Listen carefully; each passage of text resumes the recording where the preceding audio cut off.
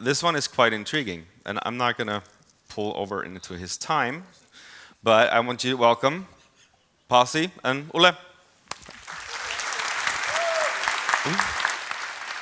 So, first, before we get going, if you found Stacken downstairs, if you go through the little door beside the stage, or you go around the outside also, I think. Well, if you go around the outside, it's quite easy to brute force the pin on the door to get in from the outside as well, I'm just saying. But you'll find our colleague Christopher down there, and we will be there later on as well, and we're having a little hacking competition. And there's really nice prizes like a Nintendo Switch and stuff. So please, if you do want to participate in that, go find us afterwards. We're here to talk about some fun stuff that one of these lightning talks, I think it was a couple of years ago, I was on this stage with a lightning talk saying that you shouldn't really trust hard drive encryption 100% because it's really hard to get it right. But I didn't have a super clear example of what I meant.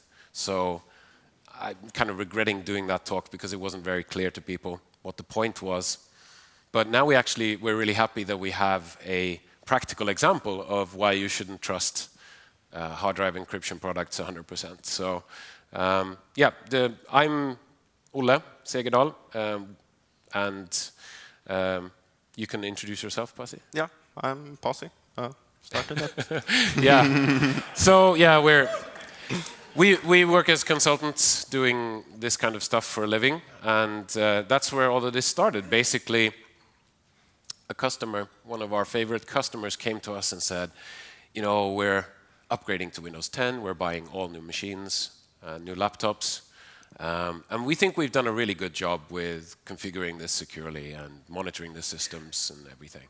But just to make sure, we'll give you a couple of machines. We'll pretend that they're stolen, and let's see if you can use them to hack into the company. So that was a really fun job, and part of that was trying out attacks against the well, we chose to do that, so let's go into the detail of it. So what we did basically to map out how can we get at this encrypted machine, because it had BitLocker, everything looked fine, but the encryption keys for all of these hard drive encryption products that are built into the operating system have to be in memory somewhere, because the product works in that way that the CPU reads some data off the hard drive, decrypts it, and then when it needs to write data, it encrypts it before it writes it to the hard drive, right? So the actual keys that encrypt what's stored on the hard drive have to be somewhere in memory for the CPU to be able to use them. So we figured out that, you know, that's obviously a way of attacking it, is trying to get at the keys while they're in memory. And we figured out there's, you know, a couple of different options there. We could also try to get the keys while they're being stored. When the machine is off, the hard drive encryption keys are stored in the TPM, the secure chip on the motherboard. So we figured out, you know, a couple of ways that we maybe could get the keys extracted from there as well. And of course, with BitLocker, it always has a key escrow system where you have these recovery keys. So if something goes wrong with secure boot and things like that, you get a blue screen that says, BitLocker is in recovery mode, please enter your recovery key. And that recovery key on a corporate machine that's joined to an Active Directory is stored in the Active Directory. And if it's a consumer machine, if it's your private machine, and you log in with a Microsoft account, like a live.com account or Microsoft account, it's stored in the Microsoft cloud. So those could probably also be a way of unlocking the machine. But that was kind of out of scope. So, I mean, we got these machines from our customer. We didn't have access to their Active Directory. That was kind of the point, that we wanted to get access to their Active Directory, but we only had these stolen machines. The TPM stuff, a bit too hard perhaps, so let's not try that first. So we tried to get at the contents of memory, and there are a couple different options. So Ulf Frisk has this nice DMA tooling to read out contents of memory. You can remove the RAM chips out of the machine, perhaps, and get at the contents if you're quick, but those were soldered to the motherboard in this case, so that wasn't an option really. So what we had was basically either we attack Windows, like through networking or a USB device or something like that. But that seemed a bit hard, so we went for the other option, which was the cold boot attack. Just to make sure that you all know what a cold boot attack is,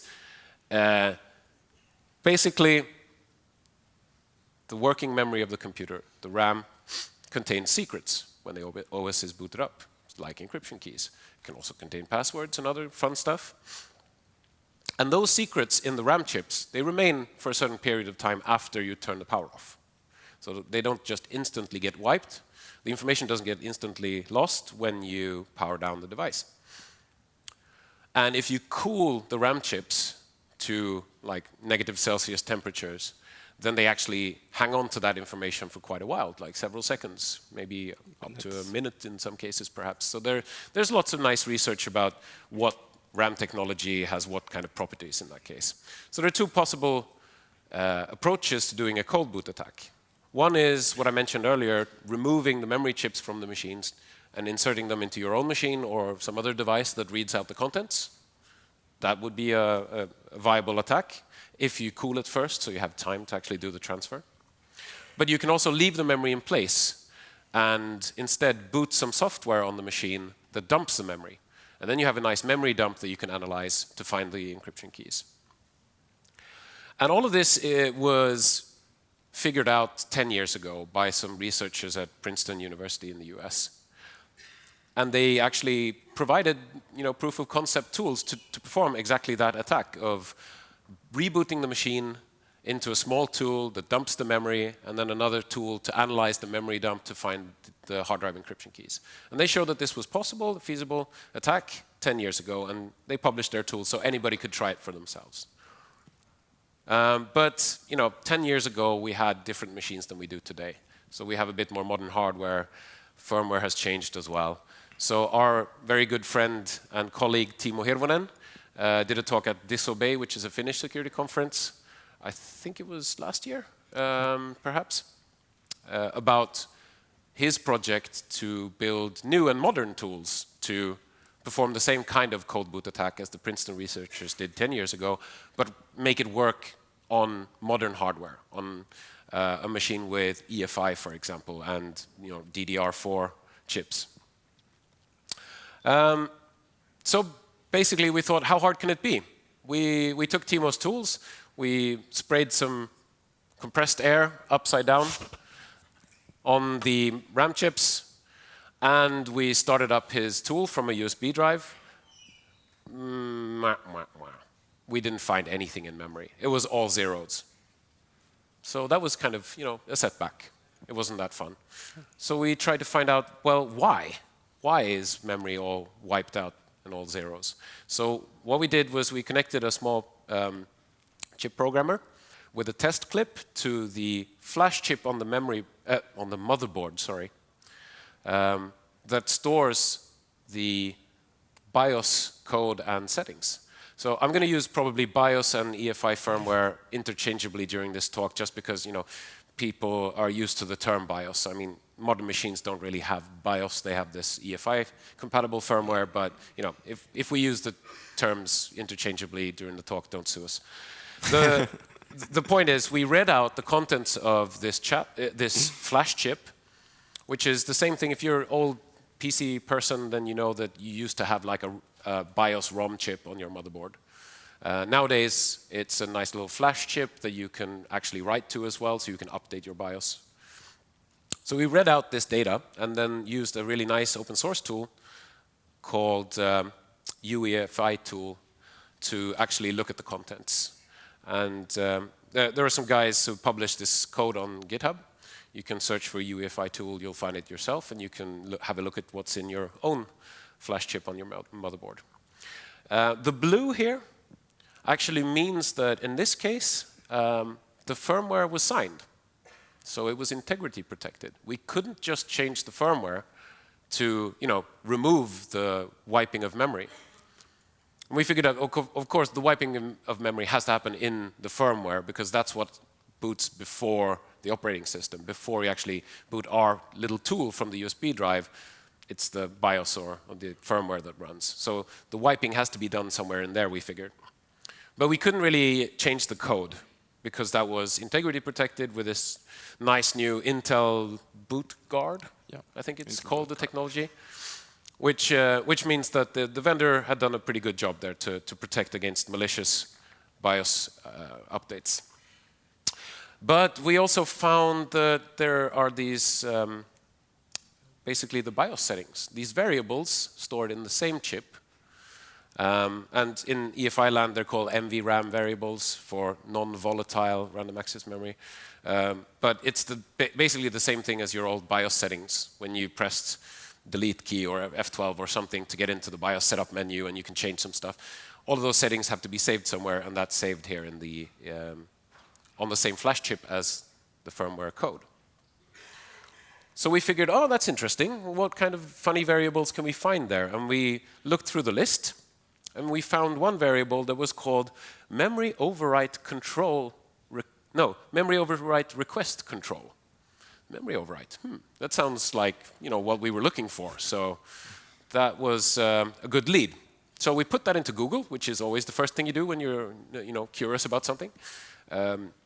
We put that into Google, and we found this document. And Pasi will tell you what this document actually is. Yeah, this is a very nice specification from the Trusted Computing group that they specify this bit and how it's used to protect against these platform reset attacks, cold boot attacks. That's what they call the cold boot attack in the TCG group. Yeah. So looking at the specification, they have a nice flow diagram of how it's supposed to work. On the bottom, you see the value of the overwrite request control bit. And then you see how the computer is booting in the arrows. And when the computer starts, it will set 1 to the more bit. And then when the computer is finished and is shutting down cleanly, it will write a 0, and then the next boot, it will read the 0, and it will not perform any reset of the memory, because the computer has shut down cleanly, and there is no need to clear the memory, because we assume that the memory has been cleared by the OS instead. But what happens in case of a crash then? Then you write the 1 on boot, but in the middle you can see that the OS crashes, and this doesn't 0 the more bit. So when you start the next time, the BIOS reads the more bit, and then it reads that it crashed, or that the bit is still set. So it will clear the memory and then continue with the boot. And this sounds really great. It's an easy solution to a hard problem. Yeah, I mean, the problem they're trying to solve really is that it takes a while to clear the memory. So it takes a couple of seconds. And laptop manufacturers don't like long boot times. They want the machine to start as quickly as possible. So with this system in place, normally you don't need to wipe the memory because we trust the OS to clean up after itself and delete its own secrets. So the BIOS normally doesn't have to do this memory overwrite, except when it detects that we've done a reset attack. Yeah. So we started reading the specification some more. And if we look at this text, the first, it says that below requires the BIOS to attempt to detect potential tampering with the more bit. And then we were thinking, oh, can we do that? Just 1 second. Okay, sorry. The interesting part of the specification is that the gray in here is informative text, and the white is normative. And the informative text is in a specification is just to help the reader understand what the actual normative text is doing. So you could understand this as 3B, not actually requiring the BIOS to try to detect any integrity issues with the variable. At least potential tampering, right? So, Yeah. Yeah. So, of course, after reading this, we should try that. Yeah, we like tampering. And so, basically what we will do is we open the case and then we... Yeah, remember we had this test clip that we could use to read the contents of the flash chip. We built a small prototype tool that could also write to the flash chip and not write the whole firmware image, but just to that specific byte. Yeah.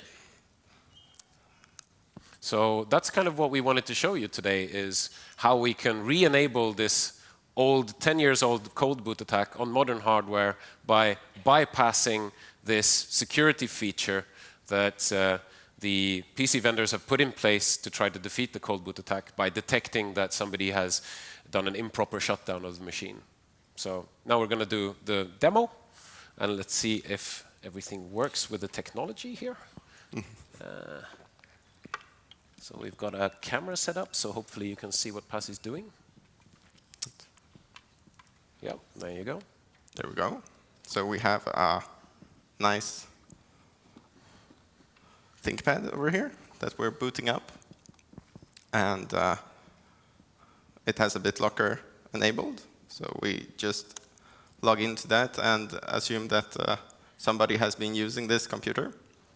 Yeah, And so let's say Pasi is the user right now, right? Yeah. So he's just booting up his machine, he's doing some work.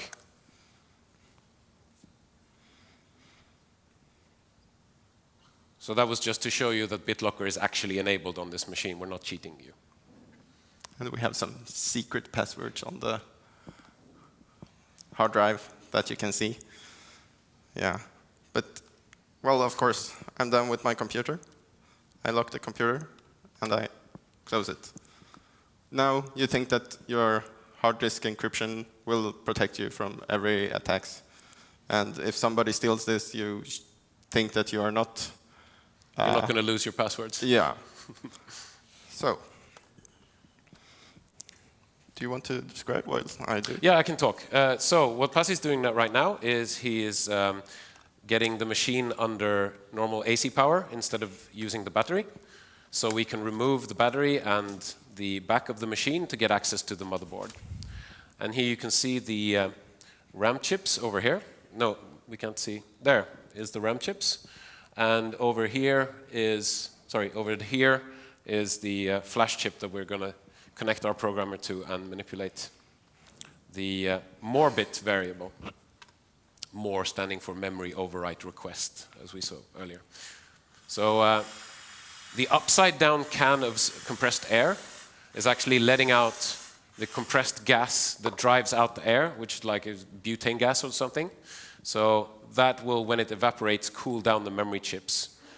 And Pasi is also inserting the USB stick that we will be booting from momentarily, once it seems like it's nice and cold. So now he will shut off power to the machine with the power switch, because that's easier than plugging and unplugging, unplugging and plugging the power cable. And once the machine is powered off, he will rewrite the contents of the flash chip. Let's see if he manages to do that. Yep, he's managed to do that. So now he gets power to the machine and boots into the boot selection menu with F12 to boot from our USB drive instead of the hard drive. Let's see if we manage to do that. Yeah. So now it's booting our tool. Our tool is going to search through the RAM contents and try to identify any BitLocker keys that are still remaining in the RAM chips. So yeah, the text is really small because you can't really resize the font when you're in the firmware. So yeah, you can kind of see that it's doing something there. This takes, we have, to make the demo quicker, we have removed a bit of RAM. Yeah. So in this case, it takes a couple of seconds. And Yeah. as you can see now, it has found the keys. It's found some keys in memory. Yeah. And yeah, depending on how much RAM there is to search through, this can take from like 20 seconds up to a minute or something. Yeah. So what Pasi is doing now is he's rebooting into Linux instead from the USB drive.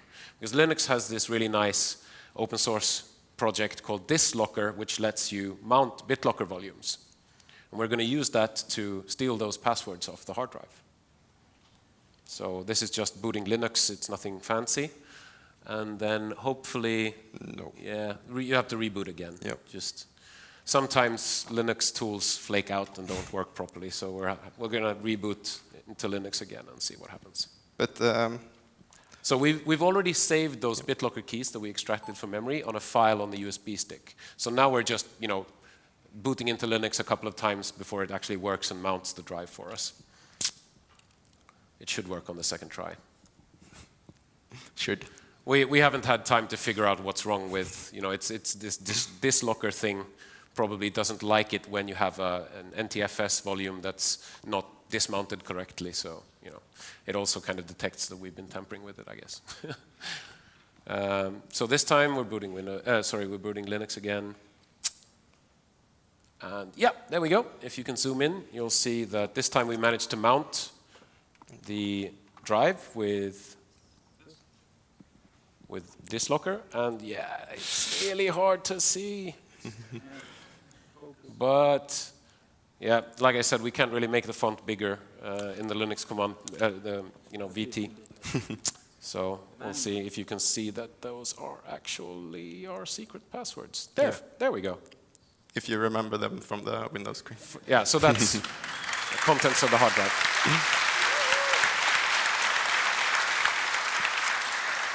And that kind of concludes the demo. We'll see if we have time for more demonstrations later on, but we have some more stuff to talk about.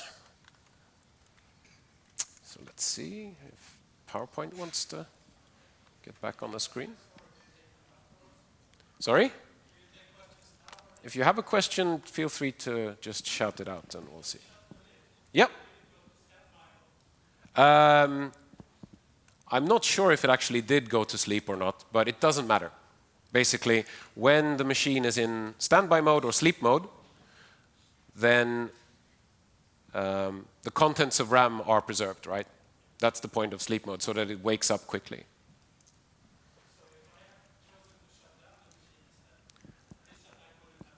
Exactly. And we'll get to that in a little bit. So that was the demonstration. Let's see. The caveat here, as you mentioned, is that the machine has to be booted up, right? There has to be stuff in memory that we can steal. So if, as the nice man pointed out, we had shut down the computer instead of just closing the lid and putting it to sleep, then the attacker would have had this screen pop up. And then, we can't really know the password, so we can't get the encryption keys loaded out of the TPM into RAM from an off state. So the machine, when we attack it, we have to be able to get to the Windows login screen, right? So if we steal a machine, open the lid or power it on, and we can boot it up to the login screen, then the OS has booted. The OS is responsible for the encryption keys, so it's loaded them into memory. But if you actually see this when you start up your computer, then you're in a state where the hard drive encryption keys have not yet been loaded into memory, so there's nothing there for us to steal. So that's the important thing to know about this attack. So what did Microsoft say when we contacted them about this a couple of months ago?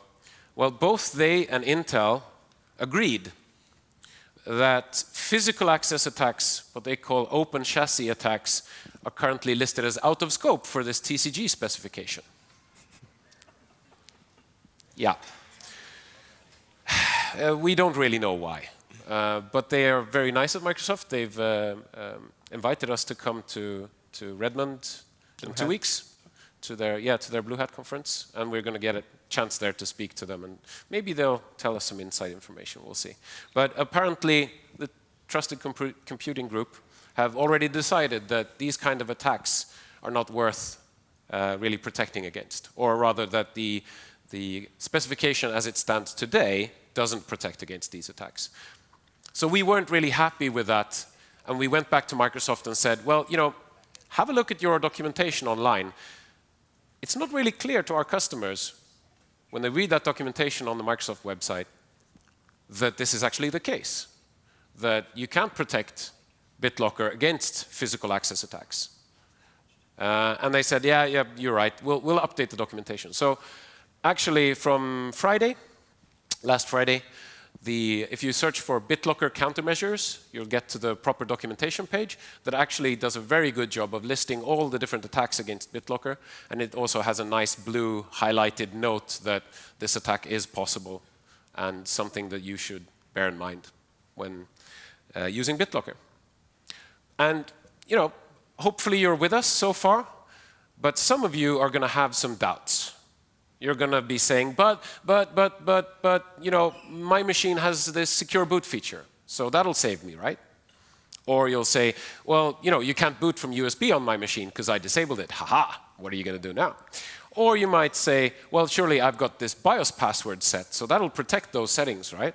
So you can't re-enable a USB device, for example.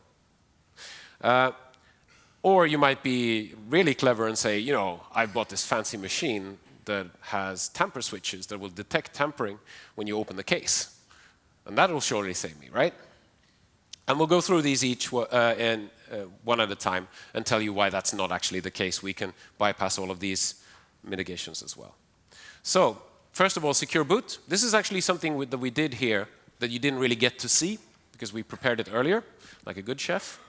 But secure boot depends on this one thing, that the BIOS vendor only allows booting EFI programs, which are bootloaders that might start your OS, for example, that are signed by Microsoft. And if you remember, this was also like 10 years ago, I think, there was a big hoopla about this excluding people from running Linux, for example, on their machine. So we had to figure out a workaround for that, because Microsoft didn't want to go around signing every Linux distribution. That was not going to happen. So what Linux does is it uses a small shim bootloader. It's actually called shim, and you can also find it on GitHub. And then Microsoft just has to sign this shim bootloader. So they have to sign one small bootloader, and all the Linux distributions can use it. And then this bootloader actually allows you as a user to manually enroll a whitelist of EFI programs that are allowed to be booted by the shim bootloader. So it just sits there in between the EFI BIOS and your OS bootloader and acts as a mediator and enforces this whitelist. But the thing is, we can just use this shim to boot our own tool by just enrolling it so it's trusted by the shim, because that whitelist is also stored in an EFI variable. So it's very easy. The shim bootloader also has a little separate program that enrolls stuff for you. So you boot up that program instead, because that's trusted by the shim bootloader. And then you just navigate to your program and say, oh yeah, I want to trust this file, please. And then you reboot, and you can boot into your attack tool. So secure boot doesn't actually prevent an attacker from booting their own code on your machine if they have access to the keyboard. So that's important to know. Then there was this thing about boot order. Well, I've set my machine to always boot from the hard drive, and it will refuse to boot from your puny USB stick. Those boot order settings, guess where they're stored? They're also stored in EFI variables. Those same EFI variables that we are manipulating to get around the memory overwrite requests feature. So there's a nice EFI variable in basically all laptops today called boot order. And guess what's in there? Well, it's a list of boot devices that you can change the order of. So you can make it boot from USB first instead of booting from hard drive if you want to. And some have features where you can actually disable certain boot options so that they're not available, for example, in the F12 menu at all. But of course, you can re-enable them because all of that configuration information is stored in the flash chip. So we can just write directly to those variables, change the contents of those variables, and reconfigure the machine to boot from USB. And it's just as easy and quick as overwriting this memory overwrite request variable. We could, of course, also just replace your hard drive. If we, in this case, it's one of these 2.5-inch SSDs in the old hard drive form factor. We could just unplug that, plug in our own hard drive, and the machine will happily boot from what it thinks is the same device. So there are always ways around that as well when you have physical access to the machine. And then there was the question of BIOS passwords. I mean, you should set a BIOS password. Don't get us wrong.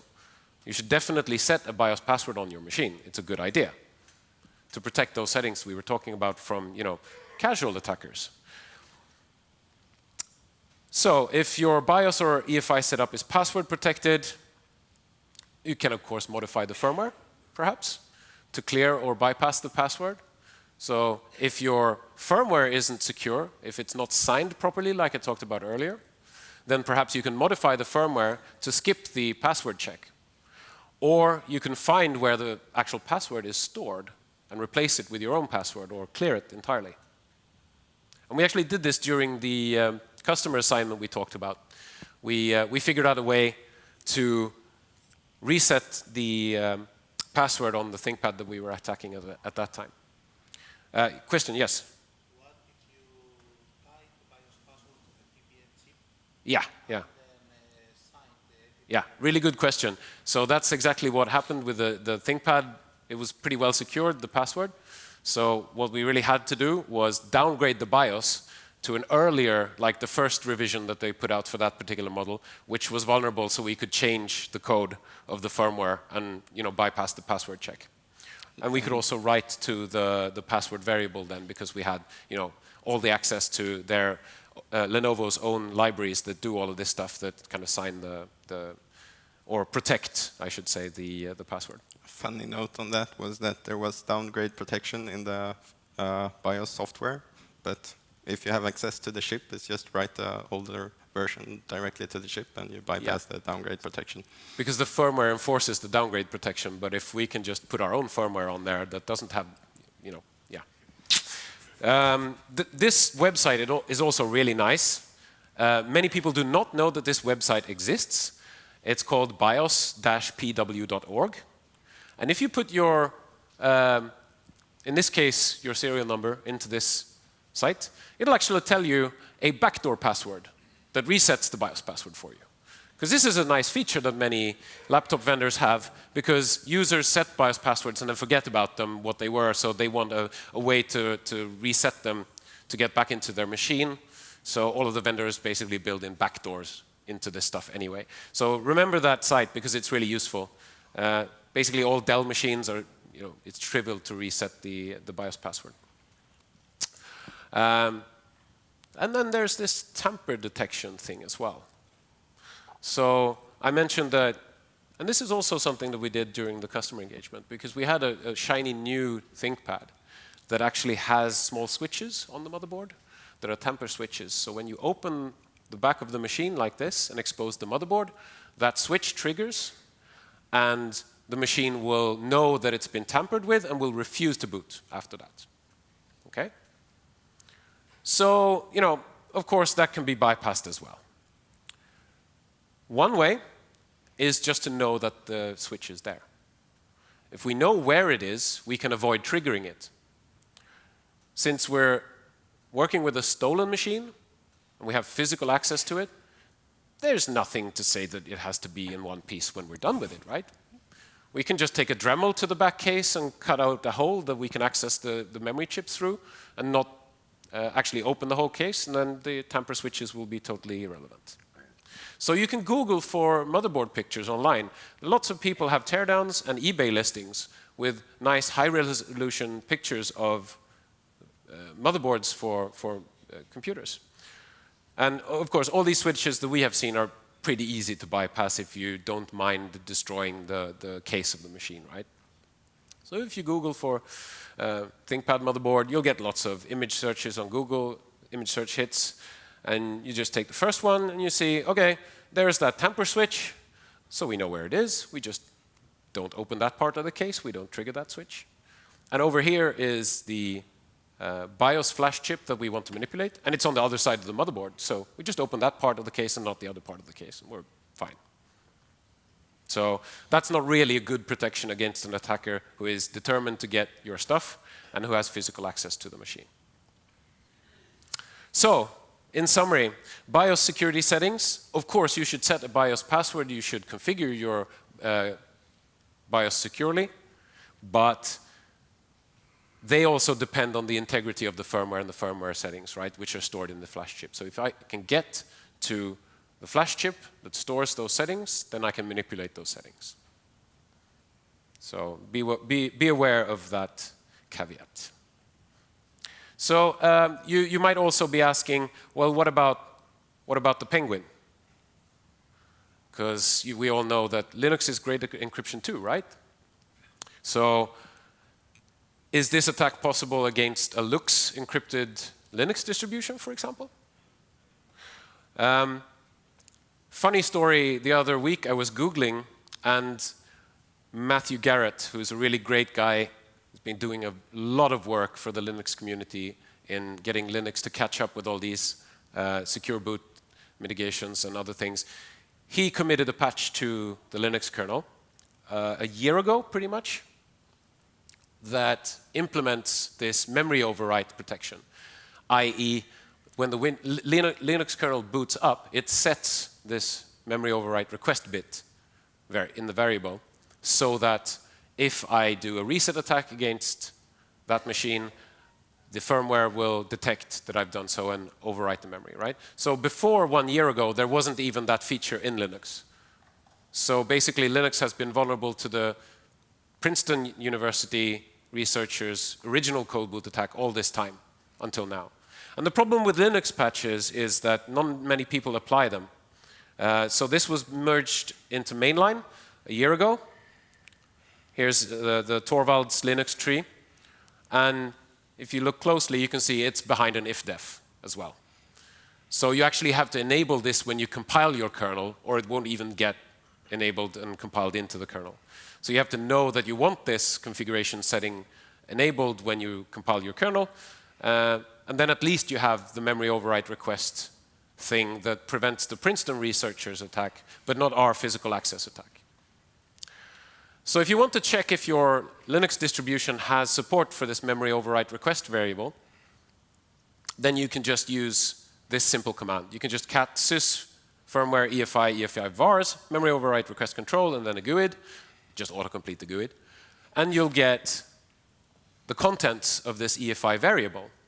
And if that's 0, then Linux obviously hasn't set it to a 1 during boot, which means that if that's a 0, then there's no memory overwrite going to happen on the next boot, and you're vulnerable to anybody who has a USB stick with these memory dumping tools from 10 years ago.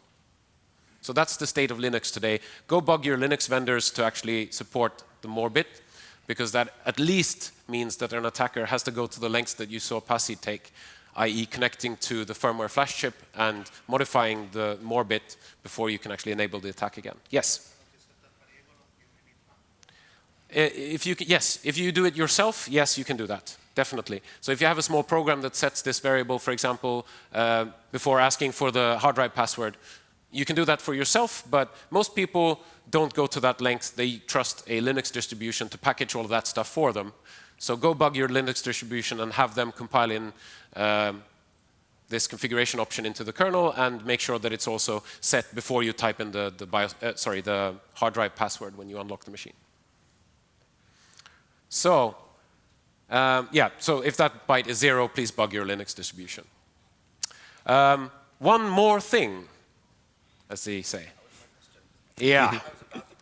So what about the Apple? So our lovely friend Timo Hirvonen is going to show you something interesting. He's also got secret passwords on his desktop. And this is a Touch Bar MacBook Pro.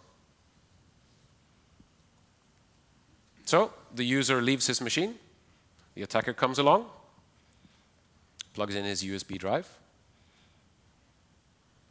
opens the back of the machine with a couple of screws, uses a compressed air can to cool down the memory chips so that the contents will have a higher chance of surviving the reboot. Presses Option Power to signal to the machine that, the OS it's hanged, let's reboot it. So he performs a cold reboot here and presses the Option key under Boot to bring up the boot menu. And there's the boot menu. You can select hard drive or USB drive. And of course, Timo selects his USB stick. boots from that. And now he's using the same tool that you saw us use to find the file vault AES keys in memory and reboots into Linux and uses a different program than BitLocker, but pretty much the same thing to mount the hard drive. And let's see if we get a close-up of that. Yep, there we go.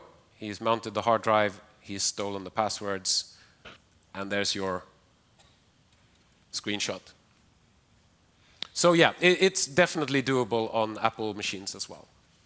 So we, of course, talked to Apple about this and asked, what do you say? Can we get this fixed, please? And this is what they said. We recommend that you set a firmware password on your Mac to help prevent unauthorized access. So if the user had set a firmware password on their Mac, then Timo wouldn't have been able to get into this boot selection screen by pressing Option key during boot up and select to boot from USB drive. Then he would have had a password prompt first before he would be able to do that. So that's something you definitely should do. You should set a BIOS password on your Mac as well as your PC. But then Apple said as well, our latest models that are equipped with a T2 chip, they actually have additional hardware measures that prevent this kind of attack. So that's the latest Mac Pro and the latest MacBook Pro, I think. That's the controller chip with the touch bar.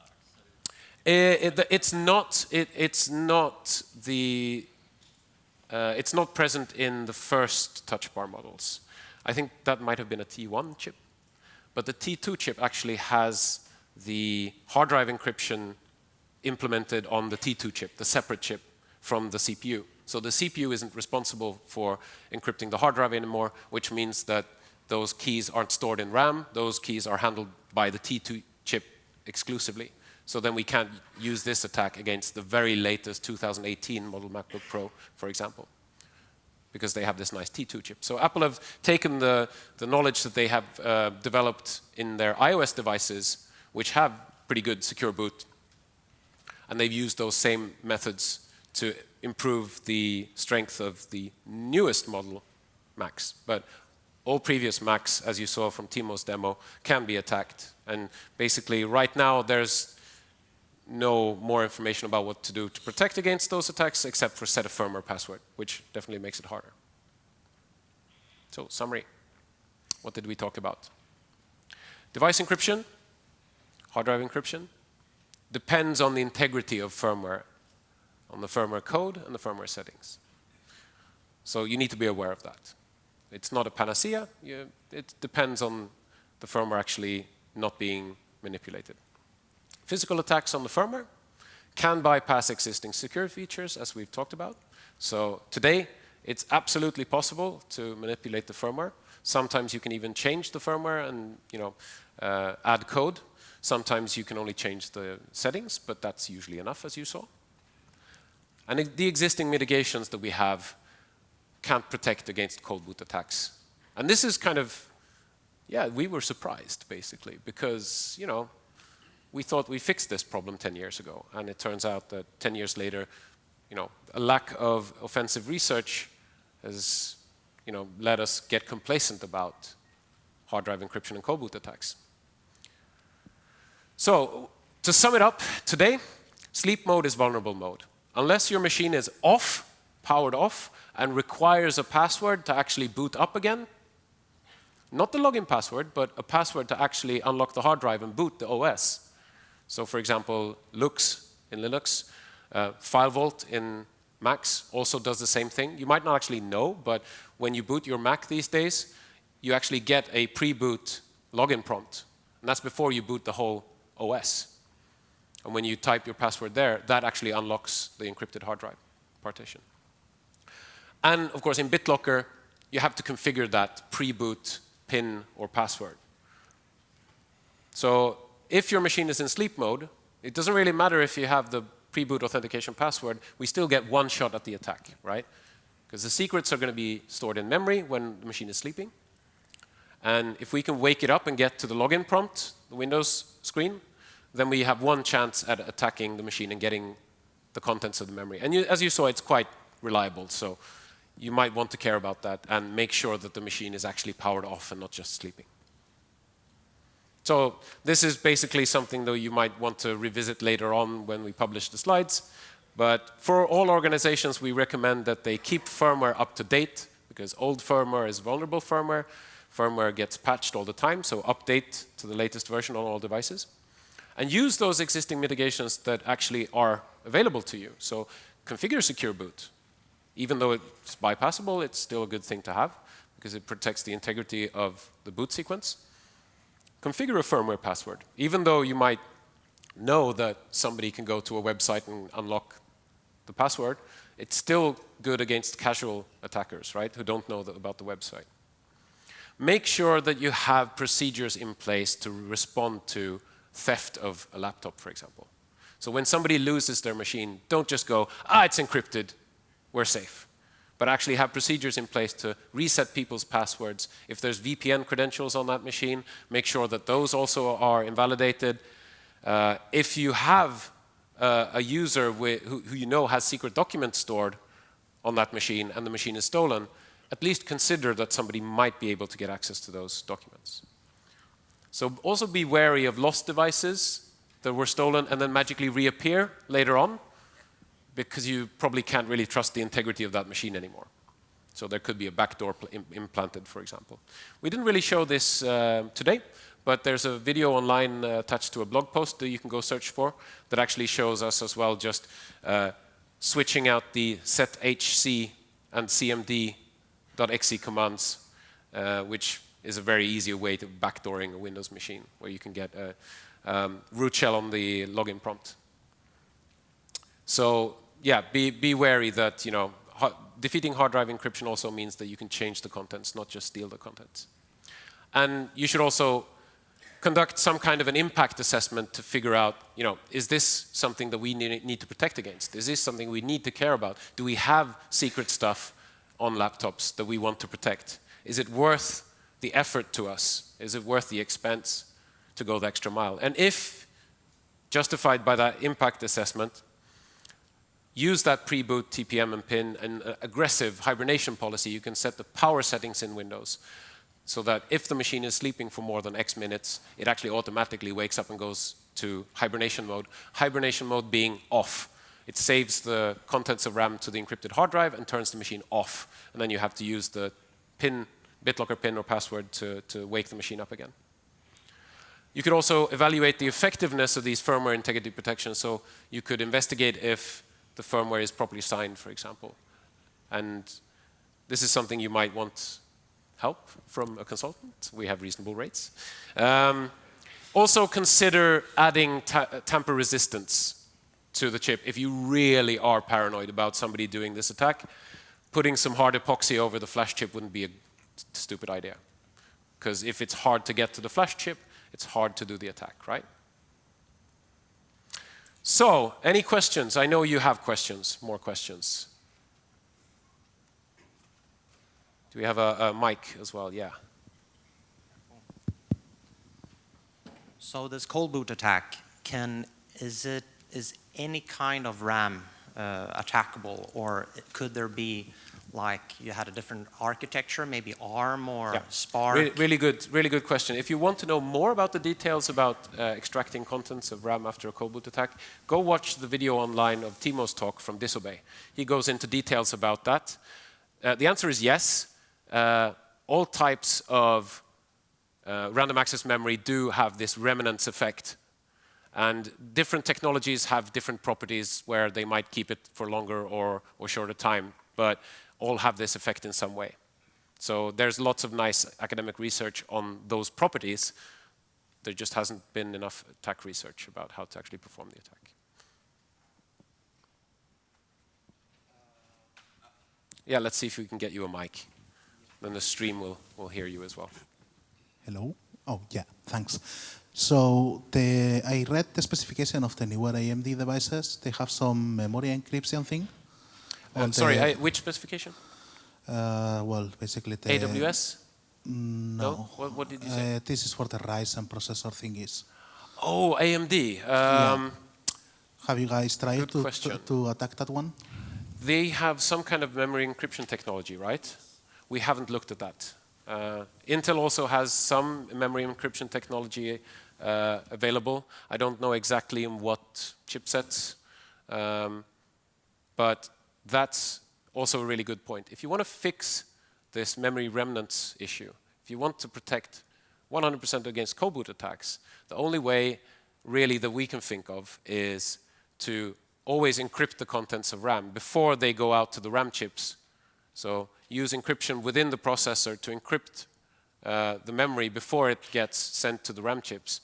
And then on each boot, just randomize a new key so that we can't recover the contents because it's been encrypted by a different key that we don't have because it's been stored securely in the CPU.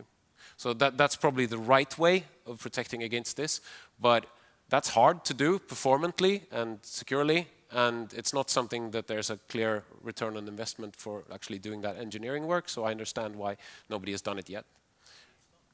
Well, yeah, well, like I said, we haven't looked at the AMD stuff. That might be a possible mitigation. We can't really say. But for example, in getting that kind of feature as standard in all chipsets for laptops, for example, because we talk about laptops a lot, and that's because laptops are probably more at risk of being stolen than a desktop PC, right? And they're also usually have a battery that keeps it in sleep mode, whereas a PC on a desktop probably just has a wall socket AC power. So if you want to steal that, then you're not going to steal it in sleep mode, right? So desktops are probably more physically protected by physical access controls, whereas laptops easily get lost or stolen. So that's why we talk about laptops a lot. It's not that the technology is different in laptops. It's pretty much the same technology in a desktop PC as in a laptop PC. It's just that laptops are more at risk. More questions? Second row. Did you consider phones? Good question. There's a lot of public research about how the disk encryption technologies have evolved in smartphones. So you can go read about that online. The latest model Android and iOS phones have really good hard drive encryption, really good secure boot features, and I would say that this is not going to be a viable attack against those. However, there are other platforms. Wasn't it the Nintendo Switch that got cold boot attacked to read out the ROM? I think so. So it's definitely something you should look at if you're developing a mobile hardware platform, for example, because if you want to have integrity protections or store secrets, then this might be a way of getting around that, of attacking that. So you should be aware of it, but I don't think it's something you should worry about as a smartphone or tablet user, if it's not a Windows tablet, because then it's a PC. More questions?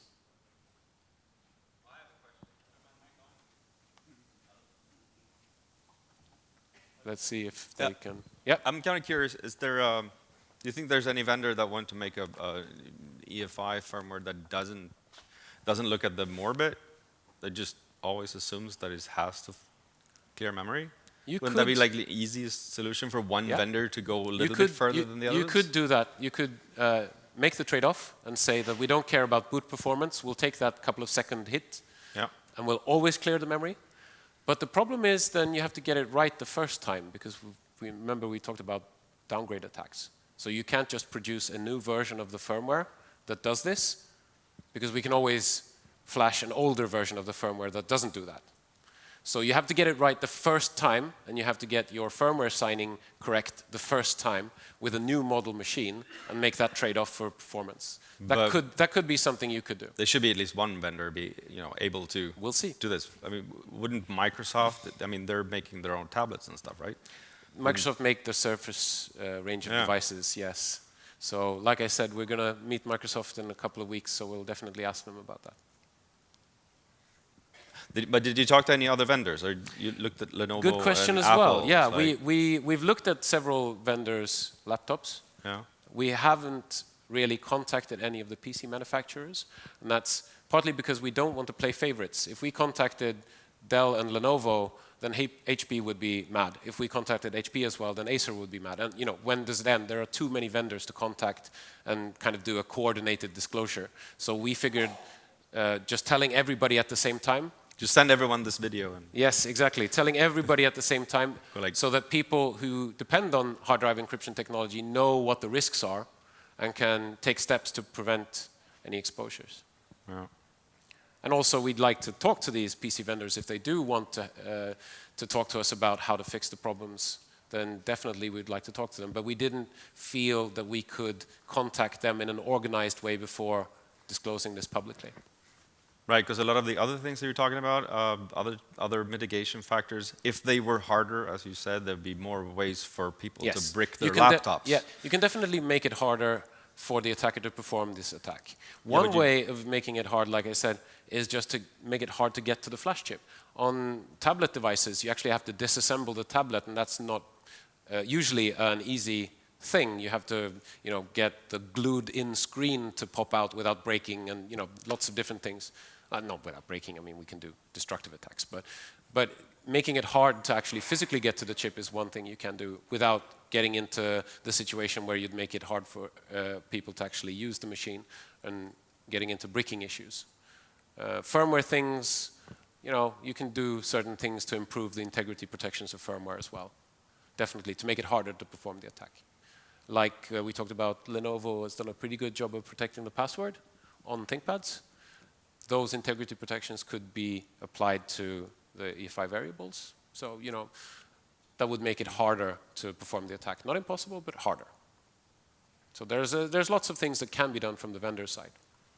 Interesting. Well, send the video around, see if they hook onto something. Yeah. We have a question down there. Can we get a microphone in the middle?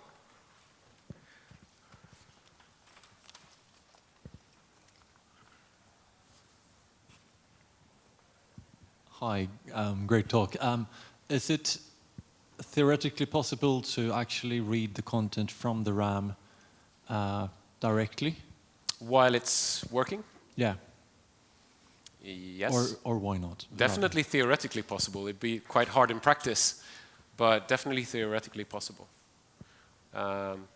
You'd have to get at those signals, so it depends on the memory physical layout. If it's a RAM stick in a socket, like we showed, then it would be easier to get at those signals probably than if it's soldered to the motherboard with BGA chips, because then you have internal layers that carry those signals, so it would be harder to get at them physically. But yeah, it's theoretically possible to actually, directly hijack the RAM chips while the machine is running.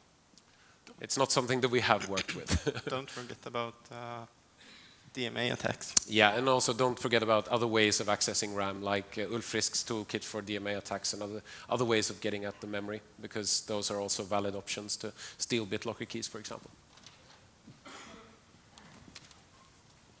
More questions?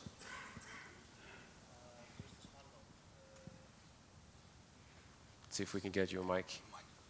Yeah. On Intel platforms, if you try to access the RAM directly, just extract the chip and put it in a different computer. Yes. They have some kind of randomization. It's not Yes. exactly encryption, so It's you will not get scrambling. exactly the same. Yeah. results. So if you want to know how that works, go watch Timo's talk from Disobey. He goes into detail about how that works. So basically, we've only encountered that in like DDR3 memory technology, so a bit older laptops. The latest laptops that have DDR4, we haven't actually encountered that problem at all. Yes, so we didn't need to care about the scrambling. But the scrambling is, of course, it's not encryption like you said. It's a scrambling pattern that you can quite easily figure out.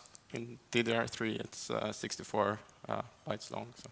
Yeah, so there's a really nice paper from last year about exactly this feature that's called Making Cold Boot Hot Again or something like that. I can't remember exactly the title, but if you Google for cold boot papers online, you'll find that academic paper from last year that talks about the details as well.